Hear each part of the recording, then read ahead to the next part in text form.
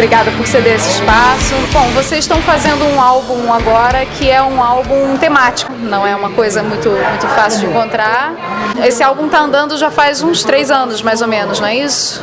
Foi. Então eu queria saber sobre o processo criativo desse álbum. Não tem como a gente falar desse processo criativo do álbum sem falar do projeto de reformulação da banda, tá? Esse material que eu tô lançando agora em 2016, não vamos lançar agora em 2016, na verdade era para ter sido lançado hoje, mas a gente teve um probleminha financeiro para poder mandar prensar. Esse material já era para ter sido lançado basicamente em 2009. Não com esse conceito do serial killer, tá? Mas a gente era para ter feito material promocional, tipo 10 anos da banda, alguma coisa do gênero, só que as pessoas na época não compraram essa ideia. E, enfim, acabaram saindo. E esse processo de reformulação da banda foi uma coisa um pouco difícil para mim. Quando chegou em 2012, 2013, a gente meio que decidiu escrever sobre essa questão do serial killer, né? E aí a gente pensou, vamos fazer o disco inteiro? Aí eu falei assim, bom, eu nunca fiz isso, né? Achei até que isso ia me tolir um pouco do ponto de vista criativo. Mas aí eu falei, não, mas o que é serial killer, né? Será que é só o cara que tá matando e aparece no noticiário da noite, na televisão? Será que é só esse cara, né? Será que os colonizadores não foram? Será que a gente se matar matando a natureza? Será que nós não estamos criando extinção de espécies? O que é vida, né, na verdade? E aí eu vi que essa questão era muito mais ampla do que provavelmente dito pegar um livro do serial killer, estudar a vida do cara e falar assim, escolhi esse cara malzinho aqui, eu vou falar sobre ele agora, entendeu?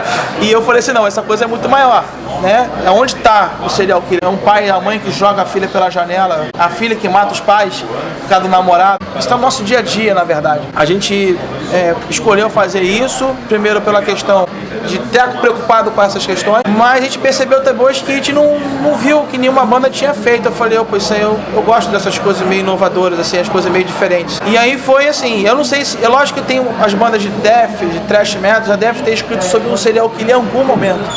Claro que já escreveram, óbvio, entendeu?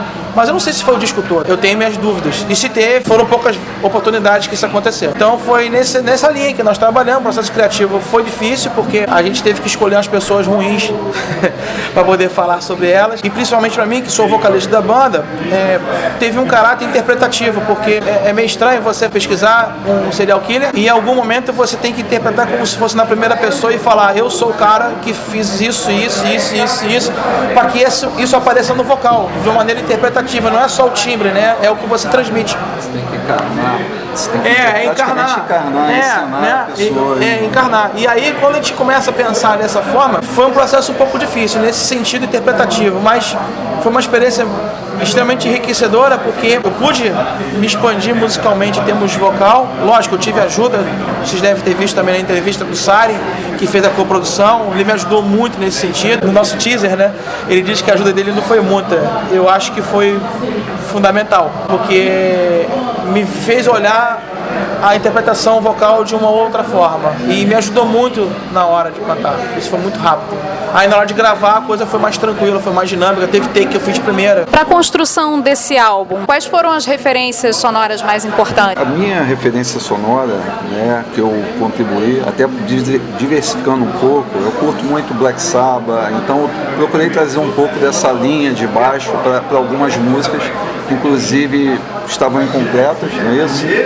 As composições estavam incompletas. Quando ele voltou para a banda, ele voltou no meio do processo de composição. E tinha músicas que estavam meio coxa de retalhos ainda, entendeu?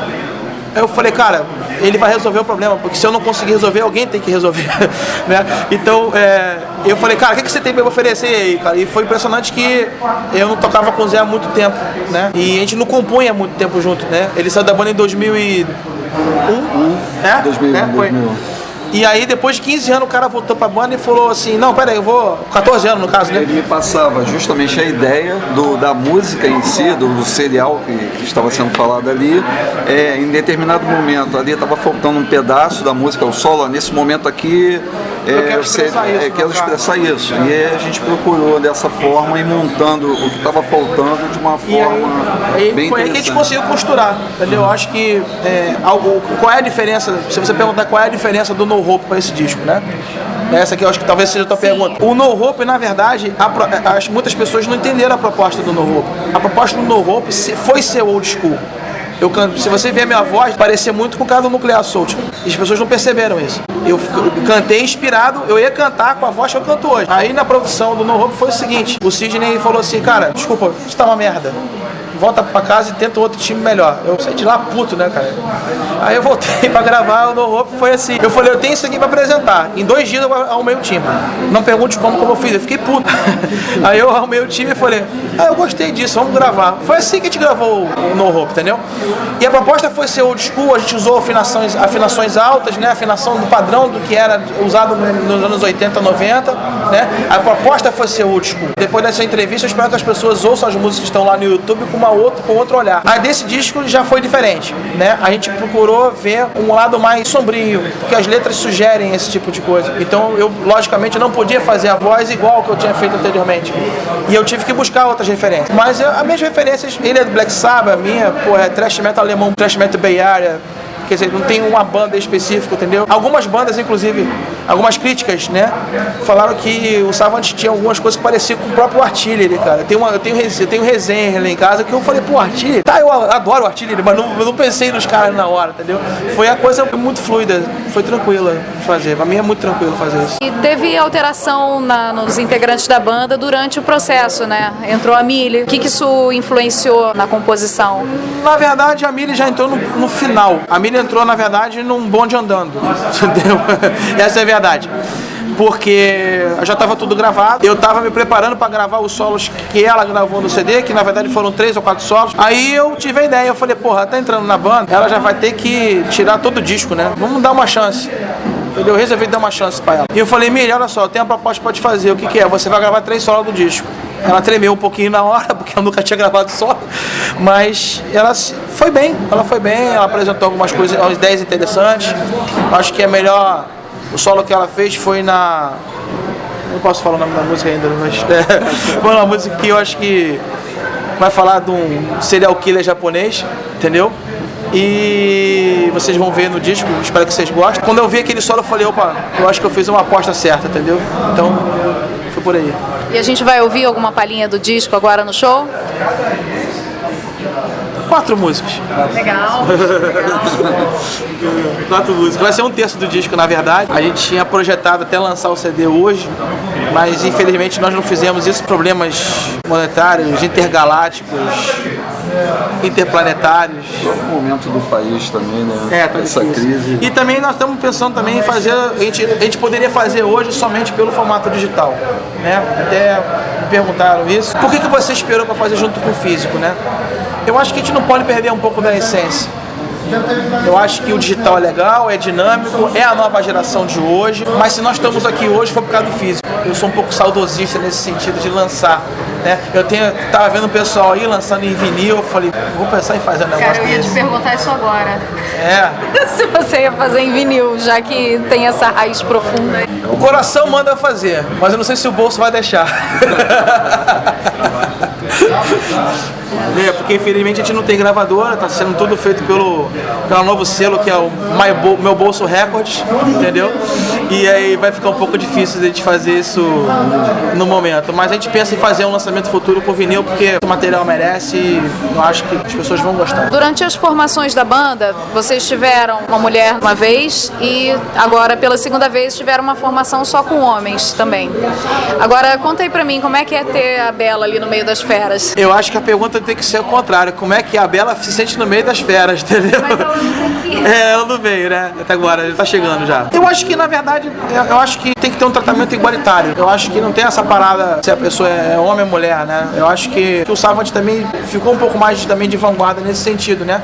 Você imagina que em 99 a gente foi uma das primeiras bandas que lançamos o CD, o EP Portrait of Reality, em 99. A gente que bancou, junto na época com o Imago Morte, que estava lançando pela Varda Records, não sei se vocês se lembram disso. E a gente foi uma das poucas bandas que começaram a lançar em CD no Rio de Janeiro. E já tinha a Mônica na banda na época. A Mônica saiu da banda em 2005, motivos particulares, e a gente aí veio. Foi que apareceu, na verdade, ter um outro homem na banda tocando. Eu não vejo muita diferença. E nem uso isso como ponto de marketing. Tem pessoas que hoje em dia pegam, botam uma mulher numa banda e falam assim, não, olha só, eu quero que tenha uma mulher na banda porque eu quero vender um pouquinho mais de disco, entendeu? Então eu vou botar uma mulher porque ela é bonitinha e vamos lá fazer o negócio acontecer. E não é por aí. Eu recentemente toquei agora com o Torture Squad, porra, a menina show de bola, canta pra caralho e, porra, tá funcionando a banda. Eu acho que a questão é essa. A banda tem que funcionar. E a Mili funciona no Savage. E nesses 17 anos de banda, o que vocês destacariam assim ao longo da trajetória? Perseverança. Porque se não tivesse perseverança, eu não tinha chegado até aqui. E para ter perseverança, você tem que ter duas coisas. Amor por aquilo que faz e estômago. Só isso. Só tem que ter coração e estômago. Tá certo. Então é isso. Muito obrigada. Obrigado.